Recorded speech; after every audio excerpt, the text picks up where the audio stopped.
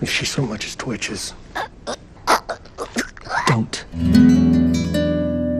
With The Last of Us breaking streaming records for HBO, the network has a massive hit on its hands. But commissioning the show was a huge risk. Why did HBO have faith and push ahead with it? And why does The Last of Us deserve its place amongst the great shows in the HBO pantheon, including The Wire, Game of Thrones, and Succession? Well, I'm Jez, I'm a film and TV director, and in this video I'm going to lean on my 20 years in the industry to try and give you some insider insight into those big questions. First up, why was the show such a risk? Well, adaptations from video games historically have a terrible reputation for quality, and the litany of failures here aren't just on the critical front, but commercial too. And there's a good reason for that. They're really hard to adapt. What works in terms of compelling gameplay doesn't necessarily translate to cinematic storytelling. And HBO has a reputation and a very high bar for the standard of content it puts out. Not just that, but gamers are a pretty tribal lot, and the bad PR that would be generated by incurring their ire if HBO strayed too much from what they loved would be devastating. Also, how does the network attract viewers who either don't play games or haven't played this one? The terrible reputation of video game adaptations is likely to put them off. So you've got a potential audience of two halves: the gamers who want absolute fidelity to the material they love, and the non-gamers who aren't interested in a video game adaptation because of the form of the source material.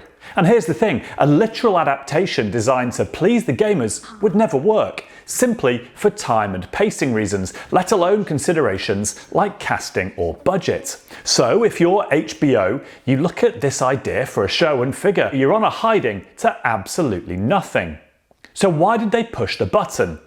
Well, I think there's two primary reasons. The first is the primary creative influence behind the adaptation of the game, as opposed to the game itself, Craig Mazin. Mazin had a massive amount of credit in the bank with the network after the spectacular success that was Chernobyl, which he wrote and executive produced. So much credit that HBO felt that whatever he wanted to do next, they'd take it very seriously. And the second is the game itself. It pushed the boundaries of what we'd seen before on a cinematic level, and its creator Neil Druckmann and his team crafted an utterly compelling story with characters you really cared about. Almost a video game first. I think it was the first ever game I played where I didn't just skip the cutscenes, I wanted to watch them, and watching them as part of the game actually made me feel stuff, like in here, in a way that usually only the best on-screen drama does. Please don't.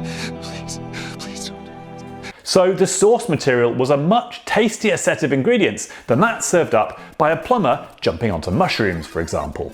But simply outputting something that kind of works as drama isn't enough for HBO. It has to go one step further and have something to say, either about humanity, society, politics, or something meaningful about the way we live our lives today.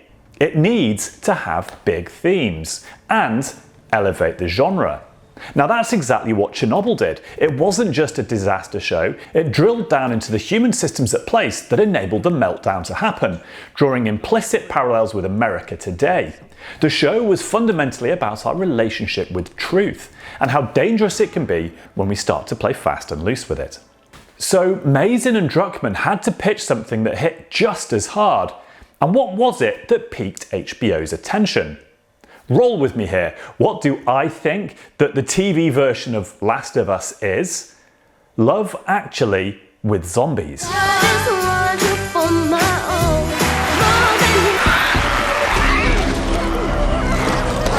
Obviously not genre-wise, as The Last of Us is obviously not a rom-com, but thematically that's the space we're in.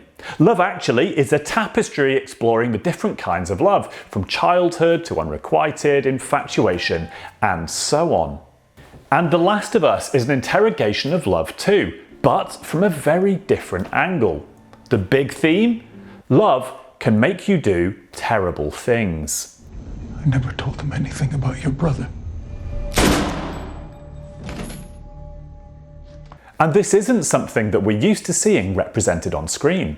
We've got used to being sold a fairy tale version of love, which isn't realistic for the vast majority of us. And The Last of Us isn't about obsession or the dark side of love we've seen in 1,000 90s thrillers. It's something altogether closer to home. What will a parent do to protect their child, even if it's not their child?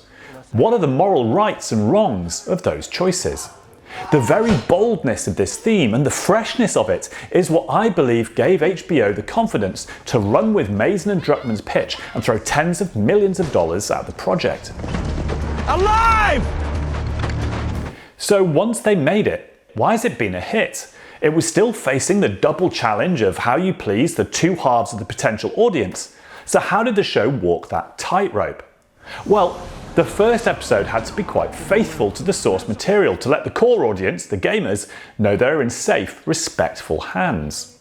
At the same time, it needed to be as accessible as possible to a new audience and also show everyone that this wasn't just going to be a live-action version of the cutscenes from the game. One brilliant way Mazin and Druckmann did this was with the very opening scene. We start in the late 60s on a talk show, setting up the fungal peril that will explode 30 years later, something never seen in the game. So why start back in the 60s? Well, it's to make a point about the way we as a society perceive risk. Not bacteria, not viruses, so fungus. It's saying that anything terrible that's going to happen decades in the future, we probably already know could happen right now. So if that happens, we lose. But are we actually taking steps to mitigate it or prepare for it? Or do we just bury our heads in the sand and hope it won't? And what this cold open also did was say to the gamers right up front, this is going to be a fresh take on the material. Get ready. One direction the TV adaptation could have gone in was to go for a straight-up zombie action horror. But this would have had a smaller audience than if the scope was opened out, and it would have been harder to lean into those big themes. So the show only includes just enough of the monsters and associated action to satisfy the genre fans, and the rest of the time is spent on the relationships that help Mazin and Druckmann draw out the big themes. Boston is that way. You can make it by nightfall. Which brings us to the rather divisive episode 3, which spent 90% of the runtime devoted to showing us the love story of Bill and Frank, something that was only hinted at during the game. Why did Mazin push so hard for this episode, and why is it so important? So, who's the girl? Well, apart from being an absolutely sensational piece of writing and one of the best episodes of TV I've seen in a very long time, this episode had really heavy thematic lifting to do. Because here's the thing, if you've got a theme for the overall arc of your movie or your TV show, you don't ram home the same idea time after time after time. You alternately present the hypothesis and the counter-hypothesis, which creates a tension over the whole story so that when you get to the climax and the protagonist has to choose... Please, you don't understand. I do. Well, you don't know which way they're going to go. Of course, your balance has to be just right, so the choice they finally make has to be both surprising, but also believable and truthful. Where is she? So why does episode 3 spend so much time showing the love story of Bill and Frank? Well, it's because sometimes we need to know that love can be beautiful and unselfish. I'm sorry. For what? What about these other thematic representations of love? Take episode 8, where Ellie falls into the hands of cannibal preacher David. Did the creepy groomer vibes and child rape attempts make you feel uncomfortable? In fact, why would you want to include them at all, as the episode would work narratively without them?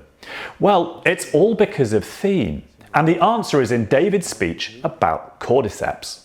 What does cordyceps do? Is it evil? No. It's fruitful, it multiplies, it feeds and protects its children, and it secures its future with violence if it must. It loves. David's view of love is singular, predatory and selfish, just like the deadly fungus. These moments are included, and indeed critical, because they help us draw another thematic point. Love has a violent, controlling heart. This is the dark path for Ellie, one she could ultimately turn to. She rejects it, but in the only way she knows how, with violence herself.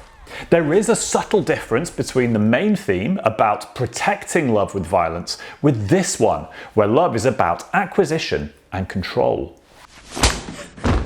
It's another side of this many-sided coin. And finally, episode 9, where Joel and Ellie finally make it to the Firefly Hospital, where the doctors can take some blood and create a vaccine. Only it's not some blood, is it? It's, unfortunately, some brain. And this puts Joel into his ultimate crisis choice. What surgery? Just how much is Ellie's life worth to him?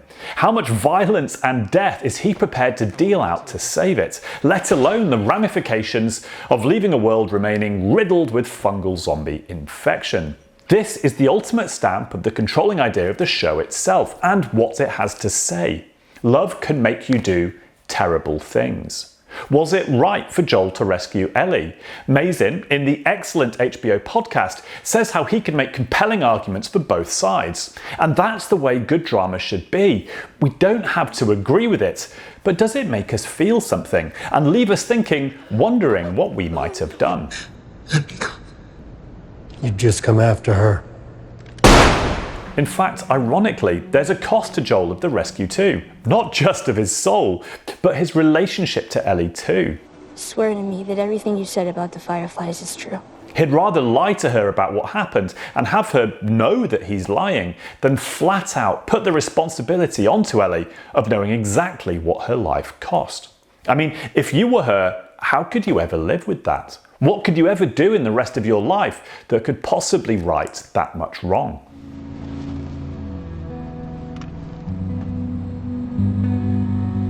I'm sorry. So why is The Last of Us up there with other great HBO shows? Well, it's not just theme. There's an old saying that people tune into TV shows not because of plot or premise, but because of the characters and relationships. If you want to beat me at something, it would be this. Just think of Friends, for example. Of course it was funny, but it wasn't the humour that people tuned in for week after week. It was to see how the characters were going to manage that relationship dynamic between the six of them. And of course, at the heart of The Last of Us is the relationship between Joel and Ellie. It's not a traditional parent-child relationship, not least because Ellie isn't Joel's daughter. It's an incredibly complex, challenging relationship held together by the somewhat dark connection over violence and its necessity in this world. Dude. No. There's a wall of them. Ellie looks up to Joel because of his capacity to do the things she'd like to be able to do. And Joel desperately tries to avoid forming a connection with her after the trauma of losing his own daughter. But once he has, there's no turning back. It's okay, baby girl. I got you.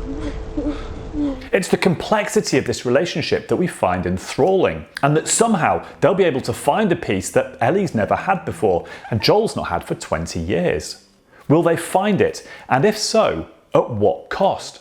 That's why we keep tuning in. Not because the clickers and bloaters are cool, which of course they are, but because we desperately want to see Joel and Ellie have the future we feel they deserve.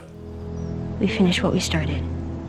Ultimately, the answer to all of the questions posed at the start boils down to this. The Last of Us is about fundamental human connection. When you strip away society and conventions, what's left? What does it mean to be human? What's important? And it doesn't get much more profound and relevant to all of us than that. So time heals all wounds, I guess. It wasn't time that did it. Still to come on this channel, I'll be taking on The Mandalorian, Everything Everywhere, and Succession. If you're finding this interesting, a like and a subscribe goes a long way, and hit me up in the comments. What did you think of The Last of Us?